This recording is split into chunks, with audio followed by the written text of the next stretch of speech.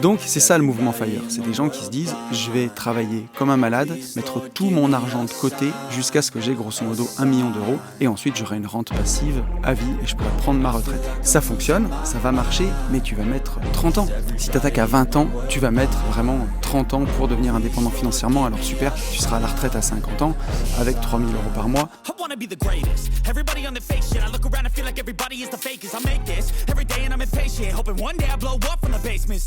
The top is so vacant. I don't hear shit that I think is amazing. Waiting for my day when I'm playing sold out shows for 1,000 faces. Hey, give me that crown. Get in my way and to be put down. It ain't your place, all this my town. If I want that shit, then I'll get it right now.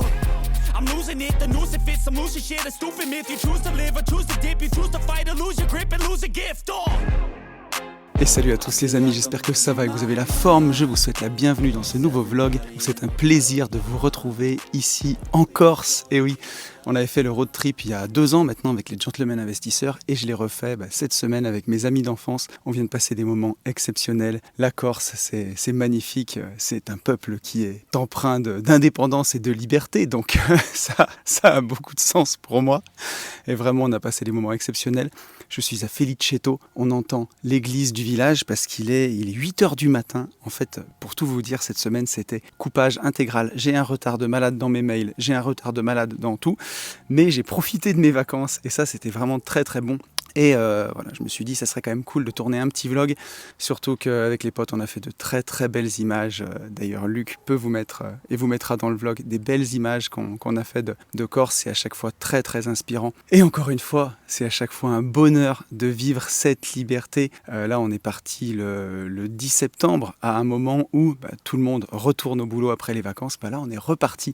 Et je trouve ça vraiment fantastique. Alors, m'en voulez pas, je transpire. Il fait déjà très très chaud ce matin, c'est la folie. Mais bon, et je suis parti en setup ultra réduit.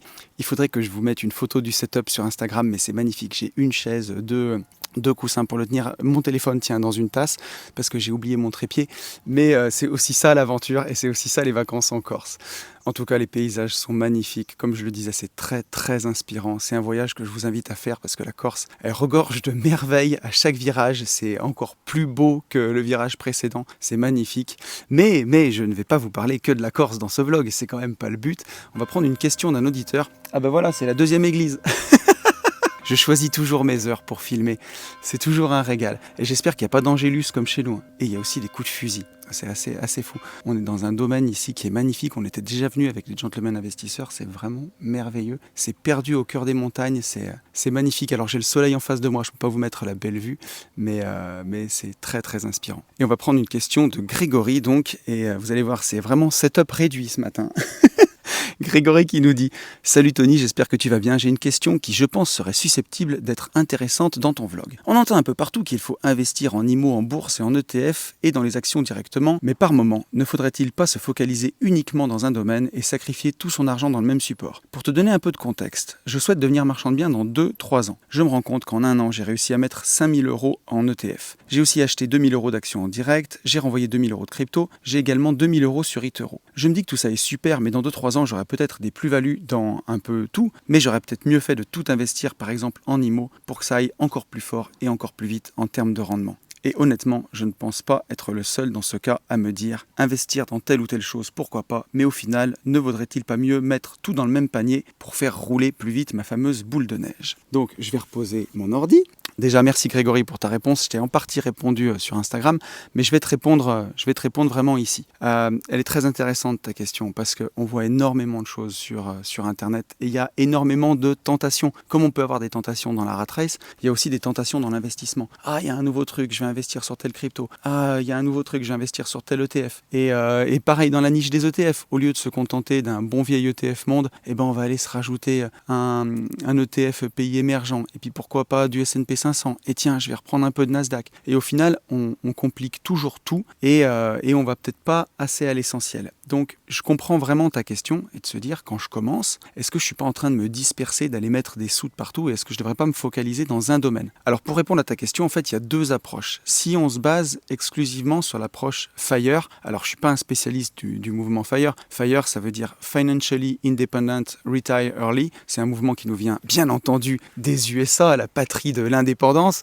Et l'idée générale de ce mouvement, c'est d'économiser énormément sur ses salaires, de tout investir en bourse, donc typiquement sur un ETF, pour en générer une rente. On sait que si on se met sur un ETF S&P 500, par exemple, un ETF américain, bien entendu, les performances passées ne présagent pas des performances futures. C'est pas parce que le S&P 500 fait 9 à 10% depuis des dizaines d'années qu'il va faire 9 à 10% annuellement sur les dizaines d'années qui arrivent. Je n'en sais rien.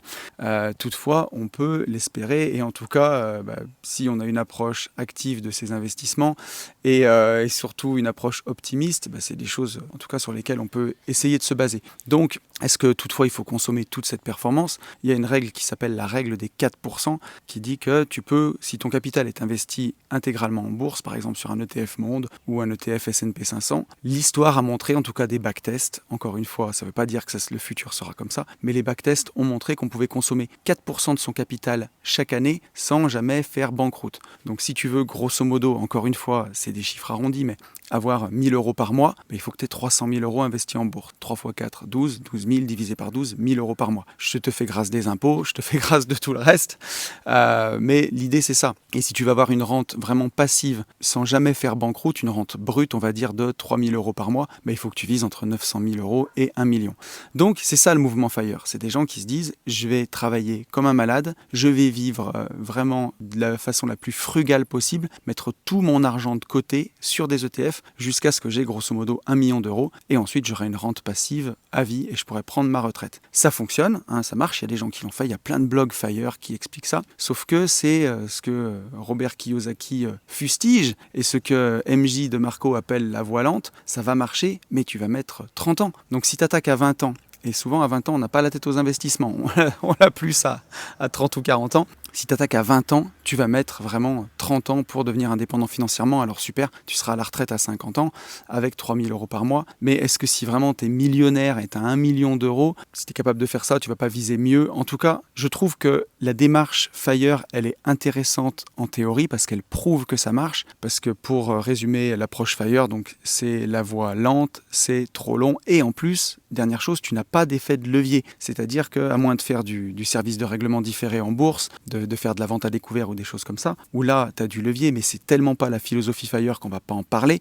Mais tu n'as pas d'effet de levier, tu peux pas emprunter pour acheter des actions. Ou en tout cas, si tu arrives à le faire d'une façon ou d'une autre, je te le déconseille. C'est pas une bonne idée de faire ça. Donc c'est dommage parce que cette approche FIRE, en nous enlevant l'effet de levier, elle nous empêche d'accélérer. Et après, moi, tu as l'autre approche, si on veut atteindre son indépendance financière, c'est d'accélérer vraiment très très fort du départ. Et pour accélérer très fort, il faut vraiment mettre de l'énergie, du carburant dans la fusée. Une fusée, quand elle décolle, elle doit vaincre l'inertie, elle a besoin d'énormément de carburant pour s'extraire du sol. Un powerlifter qui fait rouler une énorme pierre ou qui tire un camion, par exemple, il a besoin d'énormément d'énergie au départ pour vaincre cette inertie, faire bouger le camion, et ensuite, plus ça va, plus c'est facile. Je vais te poser une petite devinette. Vous pourrez mettre pause et essayer de la faire. Quelle est la meilleure façon, la plus simple de dégager une rente passive de 100 000 euros par an ? Petite musique. La façon la plus simple de le faire, c'est tout simplement d'avoir 1 million d'euros placés en bourse à 10%. Voilà, 1 million d'euros placés en bourse à 10%, ça rapporte 100 000 euros par an. Mais le plus difficile, c'est de faire ce million d'euros d'abord. C'est ça qui est important. Le fameux road to 1 million d'euros, on le voit beaucoup sur certains blogs américains, des gens qui veulent arriver le plus rapidement possible à ce million d'euros. Tu n'y arriveras pas en mettant 100 euros ou 200 euros ou 300 euros par mois en ETF. Tu y arriveras, mais tu n'y arriveras pas rapidement. Tu vas mettre des années et des années et des années. Tu vas mettre 20 ans, 30 ans, 40 ans suivant le montant que tu investis. Donc l'idée, c'est d'aller très très vite pour ce premier million. Et pour ça, effectivement, il faut que tu utilises des stratégies avec de l'effet de levier et au rendement. Donc une stratégie avec de l'effet de levier, c'est par exemple d'acheter de l'immobilier avec un crédit que tu vas exploiter en LCD. Là, tu pourras avoir une grosse renta, que tu fasses du marchand de biens, tu te constitues un apport. Avec cet apport, tu vas lever de la dette et tu fais des opérations de marchand de biens. Alors bien entendu, en étant formé, en ne faisant pas n'importe quoi, parce que sinon c'est la meilleure façon d'arriver à zéro ou d'avoir des dettes avec du marchand de biens, si tu fais n'importe quoi.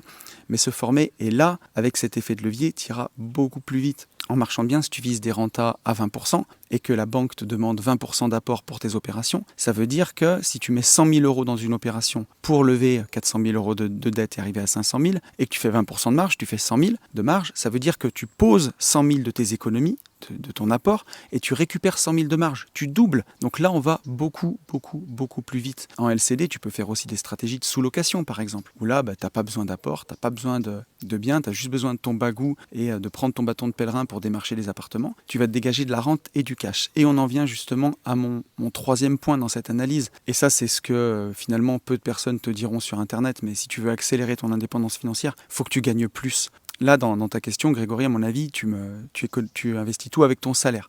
Mettons que tu as un salaire pas mal, tu es à 2 000 € par mois, il te faut 1 200 € pour vivre parce que tu es très frugal. Même si tu mets 800 € par mois en ETF, encore une fois, tu empruntes la voie lente, tu ne fais pas d'effet de levier, tu vas arriver à ce fameux million, mais tu vas mettre des années et des années et des années, tu vas avoir une existence qui va être frugale, tu vas dépenser 1 200 € par mois, tu ne vas pas partir en vacances, ça ne va pas être très très fun. Alors que si tu arrives à économiser ces 800 balles et que tu les mets de côté pour constituer un apport, qu'au bout d'un an, tu as 10 000 € d'apport, tu peux acheter une première LCD par exemple, tu peux aussi faire de l'apport pour ta résidence principale, l'habiter 2 ans et la revendre avec une plus-value, tout ce qui va te permettre de multiplier ce cash et de faire derrière d'autres opérations et ainsi de suite pour avancer le plus vite possible. Donc l'idée, c'est déjà de gagner plus. Donc parlons de ton salaire. Tu es à 2 000 € par mois. Essaye juste de soit monter en grade, soit repasser un diplôme à côté, soit prendre un travail de commercial pour arriver à vraiment augmenter ton niveau de revenu. Arriver à passer à 3 000 €, 3 500 €, 4 000 €. Je vois déjà que ça doit grincer des dents et se dire mais qu'est-ce qu'il dit tonton ? C'est pas facile de gagner 4 000 € comme ça. Bien sûr que si on se met des barrières mentales, ça arrivera jamais.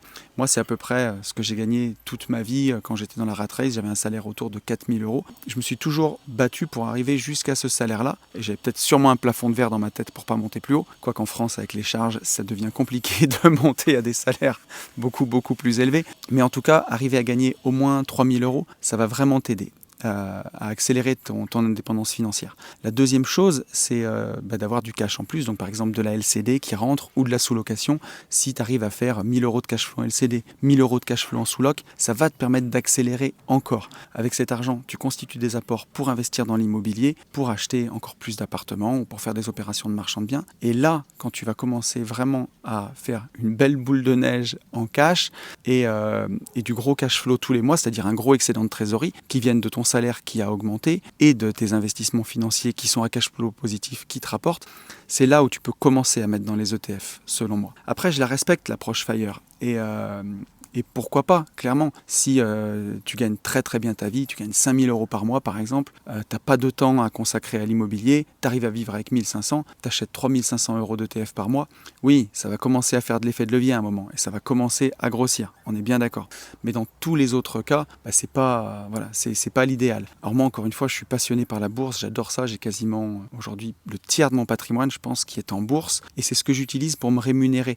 Donc tu vois, clairement, tout ce que je vais faire en immobilier, mon marchand de biens, ça va pas me servir à me rémunérer, ça va me servir à continuer de réinvestir pour moitié dans l'immobilier et pour autre moitié dans les ETF. Et ce qui va me servir à me rémunérer aujourd'hui, ça va être justement mes rentes en ETF, cette fameuse règle des 4%, tu vois, c'est grâce à ça que je vais me rémunérer. Donc il y a vraiment deux approches sur les ETF, tu as l'approche FIRE, constituer un capital le plus rapidement possible pour l'utiliser en rente, et après t'as l'autre approche, c'est justement ce que tu dis, se concentrer à bloc sur une stratégie, surtout avec de l'effet de levier, pour faire sa boule de neige le plus vite possible, des stratégies immobilières au rendement comme la LCD, du marchand de biens, pour vraiment constituer un gros capital, et ensuite tu peux décider de réinvestir la moitié de ce capital dans l'immobilier, et l'autre moitié justement sur des supports actions qui vont servir là à te dégager de la rente, qui te permettra de te rémunérer chaque mois, vraiment avec une rente passive. Et c'est ça qui est intéressant.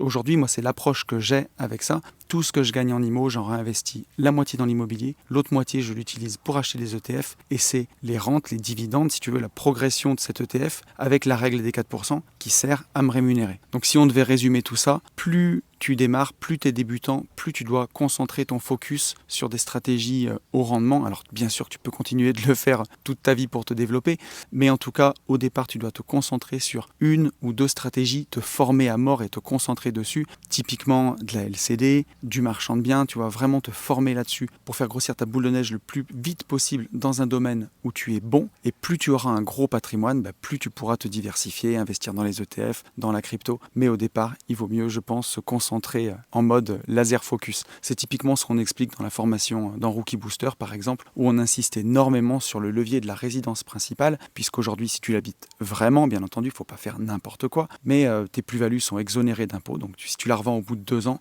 tu peux garder toute ta plus-value pour toi. C'est très intéressant, c'est un levier énorme quand on débute. Et la location courte durée, qui est aussi un levier exceptionnel quand on débute pour faire démarrer cette boule de neige. Et ensuite, par la suite, tu auras le temps de continuer d'investir dans les ETF. Après, ça vaut le coup de prendre date tout de suite, ça vaut le coup de mettre 100 € par mois pour voir comment tu réagis avec la bourse. Ça, c'est très intéressant. Si tu t'y es pas habitué, si tu n'as pas mis 100, 200 € par mois et que tu vois comment tu réagis sur des ETF, parce que bien sûr la bourse descend, elle monte, c'est volatile, quand tu gagneras des gros montants, tu seras peut-être moins enclin à mettre des gros montants en bourse parce que tu ne sauras pas comment ça marche. Donc je ne dis pas que quand on débute, il ne faut pas faire d'ETF. Ce que je veux dire par là, c'est que si on a un salaire de 2000 € par exemple, il faut peut-être mettre seulement 100, 200 € en ETF pour se familiariser avec la stratégie. Ça constitue aussi un capital, mais peut-être mettre tout le reste qu'on peut épargner. Si on peut épargner 400, 500, 600 € juste sur un livret A au départ pour constituer un apport, pour commencer d'investir dans l'immobilier. Et ensuite, dès que tu vas dégager des rentes immobilières avec ta LCD, par exemple, ton cash flow, c'est là où tu peux en réinvestir la moitié de ça en ETF et l'autre moitié, tu le remets dans le système immobilier. Et là, je pense qu'on est sur une bonne méthode. Donc voilà, si vous avez envie d'en savoir un peu plus sur tout ça, d'ailleurs, je vous ai préparé une formation gratuite qui dure 1h20, qui est vraiment de qualité, je me suis cassé la tête. Vous avez le lien vraiment dans la bio de mon Instagram, vous avez le lien surtout dans la description de cette vidéo, n'hésitez pas à aller voir, ça me fera très plaisir et n'hésitez pas à me faire un retour sur tout ça. Moi je vais aller déjeuner là-haut et ça va être très très bon, il y a une vue incroyable, je vais vous faire une petite vidéo de la vue du petit-déj, pour terminer cette vidéo, vous allez voir, ça va être super. Quant à moi je vais vous laisser, je vais aller retrouver ma moto après, vous pouvez me mettre un petit pouce, ça fait toujours plaisir, un petit commentaire pour le référencement, n'hésitez pas à vous abonner, à activer la cloche, tous les trucs de youtubeurs vous connaissez, je vous souhaite une très bonne semaine et je vous dis à plus. Salut!